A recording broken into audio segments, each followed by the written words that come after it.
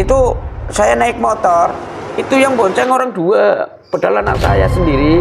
Tapi kalau tak lihat di spion, kayak gitu perempuan. Saya dengar suara hihihi kayak gitu. Lalu lagi anak saya juga dengar hihihi. Diarani ayu ya orang ayu, barang-barang kayak gitu, jadi ada ya jelek yang jelek.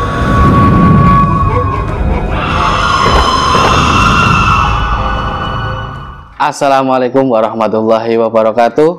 Salam rahayu. Apa kabar sedulur Gromet? Kembali lagi bersama saya Robi Panca di SMN Pantura Podcast dalam segmen Gromet Gromyah Medeni.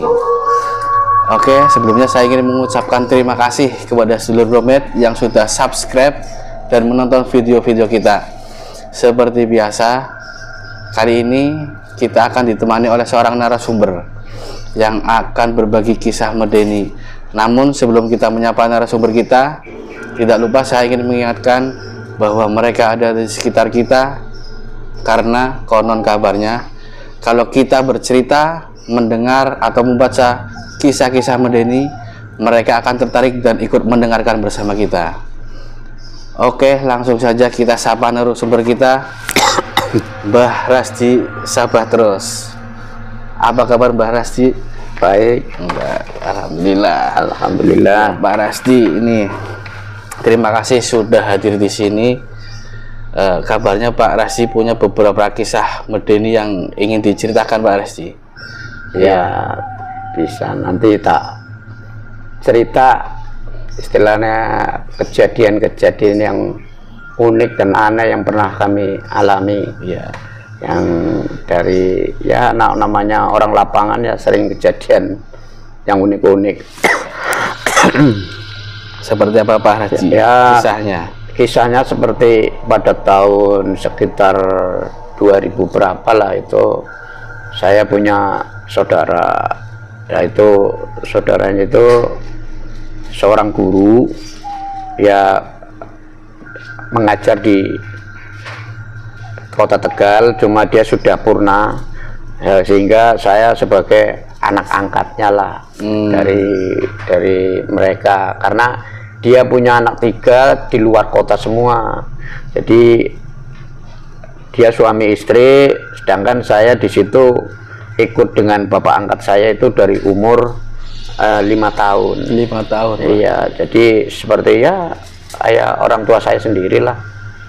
Nah, pada suatu hari mereka itu sakit. Nah, sakit kena gejala asma waktu itu. Napasnya sesak, ya megap-megap lah kalau di kamar mandi aja sampai berjam-jam. Nah, pada hari apa itu saya masih lupa. Nah, sudah berapa tahun kemudian itu saya dipanggil sama istrinya, yaitu ibu angkat saya, karena semenjak bapak angkat saya sudah agak tua, saya pulang ke rumah sendiri, jadi nggak satu rumah. Berarti kan itu Pak Rasdi diangkat sebagai anak sejak umur 5 tahun. Umur 5 tahun. Ketika itu Pak Rasdi umur berapa? Berarti sekitar umur sampai 40 tahun lah kemarin. Sampai Pak Rasdi umur 40 tahun? Iya, jadi akhirnya di situ saya ya kayak anak sendiri lah.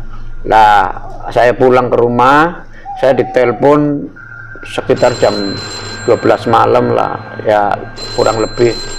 Nah, itu ditelepon bahwa bapak angkat saya itu sakit.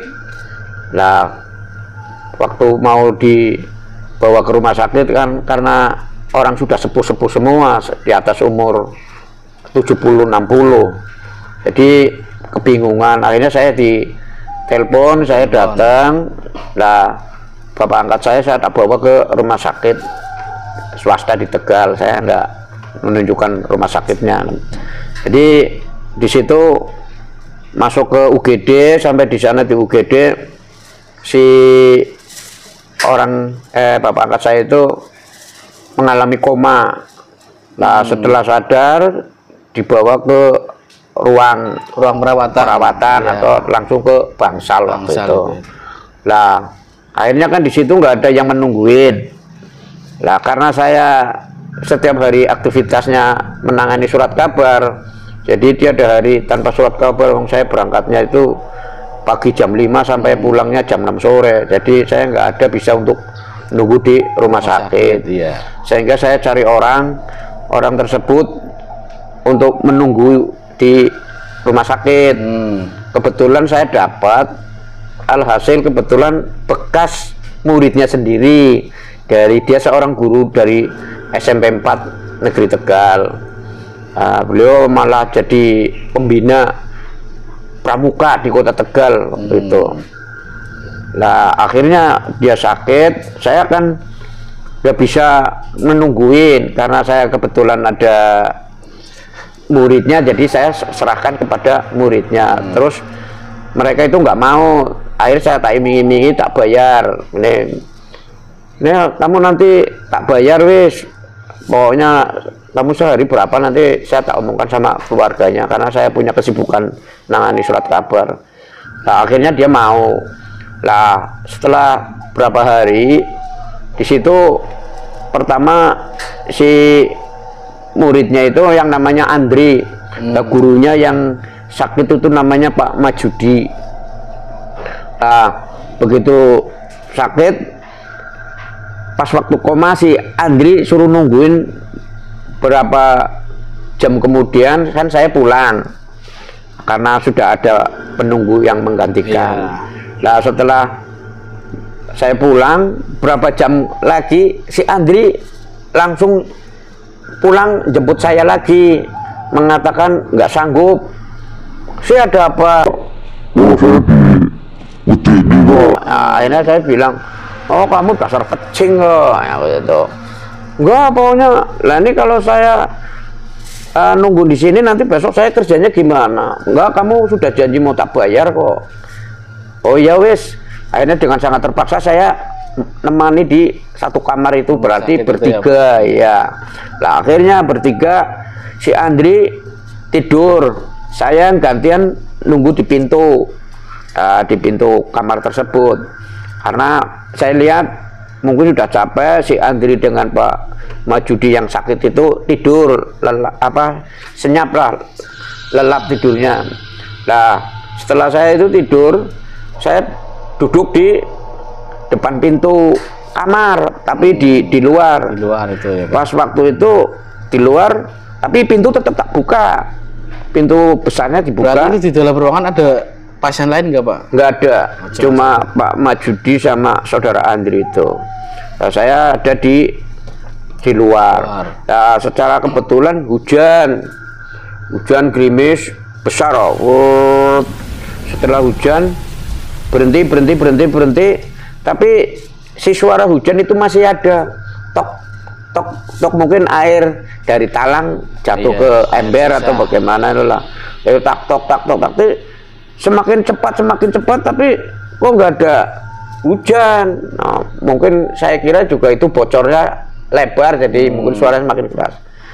Tanpa disadari saya nengok ke kamar tersebut.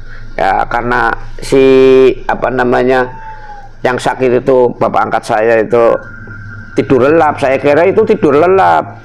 Lah si Andrinya juga tidur lelap semua. Lah biasanya tangannya seolah-olah mungkin itu mau sakaratul maut atau bagaimana itu. Lah akhirnya setelah saya memperhatikan, kurang lebih sudah mulai jam 2 malam, mulai gerimisnya kan udah mulai reda, tapi hawanya kan dingin dingin. Akhirnya saya dari pintu nengok ke kanan, setengah kanan, bulu kuduk saya merinding. Apa ini? Nggak tahunya dari wastafel keluar kayak asap dulu itu. Saya kira saya ini matanya ngantuk mungkin. Jadi ya tak perhatikan aja. Akhirnya muncul lambat laun, jadi nenek-nenek pakai kebaya hitam, pakainya batik. Lah itu karena yang bapak angkat saya itu yang sakit itu orang Jogja, Wonosari, Gunung Kidul.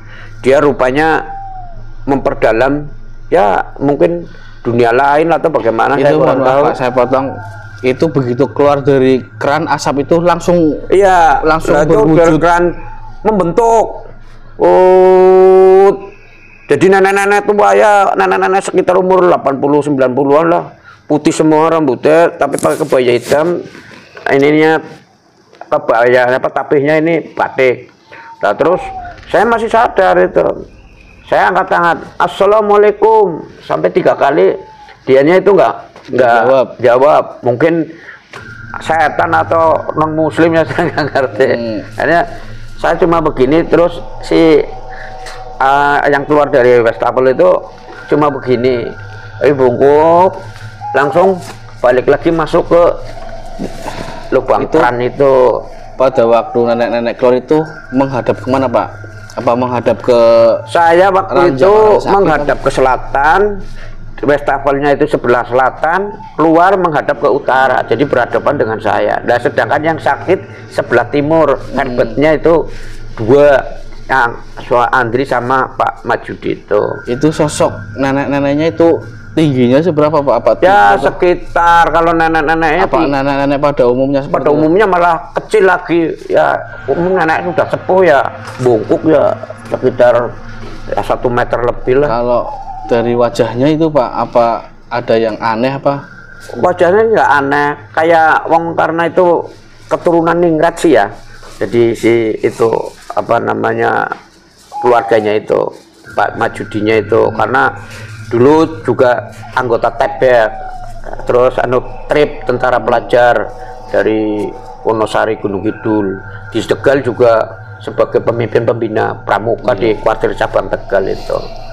Nah, akhirnya mungkin banyak sampai di Tegal itu kenal dengan orang-orang yang ahli-ahli kayak gitulah, ya, mungkin dunia lain atau uka-uka. Nah, di situ pernah saya tahu bahwa memang ada gurunya. Ya, gurunya itu waktu itu, sekarang saya dengar kabar kemarin baru meninggal. Nah, si gurunya saya nggak nyebutkan namanya, bahkan pernah saudaranya itu apa namanya, pernah hubungan dengan si bapak angkat saya itu perempuan sih. Nah, yang konon waktu kejadian tahun berapa, waktu pom bensin di dekat Karlita itu masih menjadi Sari Hotel. Di situ waktu itu kan ada pembunuhan. Nah, pembunuhannya ya pembunuhan yang enggak anulah, orang yang enggak ya macam-macam. Nah, di situ rupanya si arwah itu mendatangi Bapak Majudi itu karena pernah hubungan dengan itu nenek-nenek itu. Bukan si yang di Hotel Karlita. Oh, iya. Jadi kalau menurut penilaian saya itu yang nenek-nenekmu itu mungkin Mbah Buyut ya, si apa almarhum ini. Lah itu nenek-nenek itu yang dilakukan oleh nenek-nenek itu di sana apa Pak? Apa hanya sekedar Cuma begitu lihat datengin si Pak Majudi itu, cuma lihat karena dia terkapar sudah nggak sadar sih. Lah setelah dia sudah lihat, terus saya pagi ini langsung gemeter loh. Ya, akhirnya saya mau pulang, naik sepeda aja nggak bisa, genjot aja nggak jalan. Akhirnya si nenek itu sebelum saya pulang kan langsung masuk lagi. Saya langsung assalamualaikum, mungkin tuh saya begini langsung masuknya dalam asap keran lagi? Iya, berbentuk asap lagi. Lah itu Pak, kan yang tadi yang Andre itu ya Pak, katanya kan Andre nggak mau jaga di situ. Oh iya. Ketakutan apa itu Pak? Apa Nah ini yang Pak? tadi saya ceritakan, pernah hubungan dengan seorang wanita yang pernah pembunuhan di Hotel Karlita, Sari Hotel dulu, yang sekarang di untuk pom bensin di Pasar Sore. Lah itu arwahnya itu, lah itu tidur bersama dengan Andri, dengan si almarhum itu Bapak Majudi. Tidurnya di satu tempat? Dua per bed. Cuma yang ya si siapa namanya, si Andri dengan orang itu yang hantunya itu. Lah begitu langsung dikiranya saya yang tidur bersama Andri. Saya dilutik-lutik kayak gini, minggir sono. Nggak taunya minggir Pada akhirnya mungkin andilnya saya foto, nengok, sudah nengok, perempuannya itu nengok, tapi mukanya sudah rusak, ruak rawek, baunya bangkai. Wah, si andilnya langsung lari sampai pintu kaca ditabrak, untung nggak pecah. Lah, setelah kemudian berapa jam itu meninggal. Itu karena tadi apa? Karena Andri nggak mau jaga karena takut karena itu yang perempuan itu tadi apa? Jadi Om, saya nggak mau jaga lah. Si kenapa? Wah, budi ini bayar sama beli lah. Wah, akhirnya kayak gitu. Akhirnya dengan terpaksa, akhirnya saya nungguin di situ sehingga menyaksin, oh bener Ndri, bukan kamu bukan ngarang. Ya, sebab saya kira ngarang, oh kok dasar kamu takut aja. Ternyata saya sendiri memang kelihatan seperti itu. Jadi apa, untuk pengalaman lah. Tapi pikir saya nih, saya ngantuk. Ternyata memang benar alam gaib itu ada. Itu sampai sekarang saya sampaikan kepada anak-anak saya, teman-teman saya. Apalagi saya kebetulan rumahnya kan 10 meter dari makam. Itu Andri cerita nggak Pak, perempuannya itu apa di mukanya aja yang rusak atau ada yang lain lagi? Itu Pak, kan pakaiannya seperti apa Pak? Pakaiannya pakai busana rok biasa kok. Cuma karena ya tahu sendiri orang-orang anu gimana pakainya, yang Lepton mungkin lagi nyantai di terus dibunuh itu kan dibunuh. Jadi matinya kan nggak wajar. Ya itu akhirnya karena mungkin si meninggal itu pernah hubungan dengan mereka, jadi mungkin arwahnya datang. Kebetulan ya yang meninggal itu pas mau meninggal itu datang si itu arwahnya itu. Mbah Rasti katanya Mbah Rasti ada kejadian unik lagi di sekitar rumah Pak. Ya banyaklah kenangan-kenangan saya. Wong saya termasuk kayak waktu anak saya kan hidupnya dunia entertain kan, malam pulangnya. Nah itu saya kan antar jemput. Kebetulan waktu itu saya ngantar di desa apa yang rumah sakit Brebes yang ke selatan, Sawat Jajar. Di desa Sawat Jajar. Saya pas pulang jam 2 malam, gerimis-gerimis. Anak saya kan tak boncengkan pakai motor, ya. Pakai motor dari utara ke selatan kan nanti ketemunya jalan raya itu apa namanya, Koplak Dokar itu waktu itu sama pangkalan ojek. Di situ perjalanan itu saya naik motor, itu yang bonceng orang 2, padahal anak saya sendiri.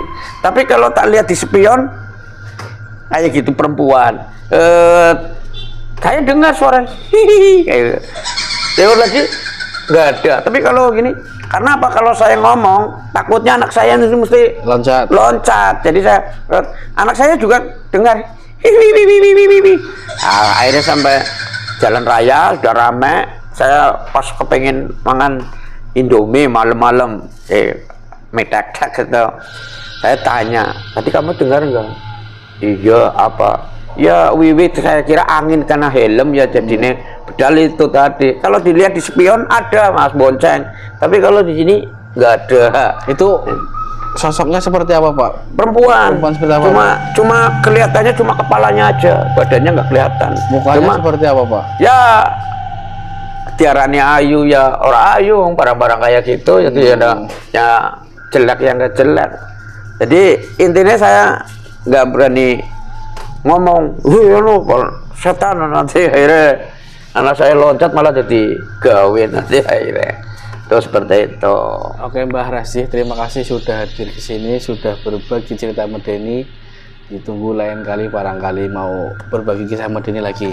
Insya Allah nanti kalau lain waktu ada ya saya kemari lagi. Siap. Oke, saya dulur Gromet, demikian tadi kisah medeni dari Mbah Rasti. Sabar terus.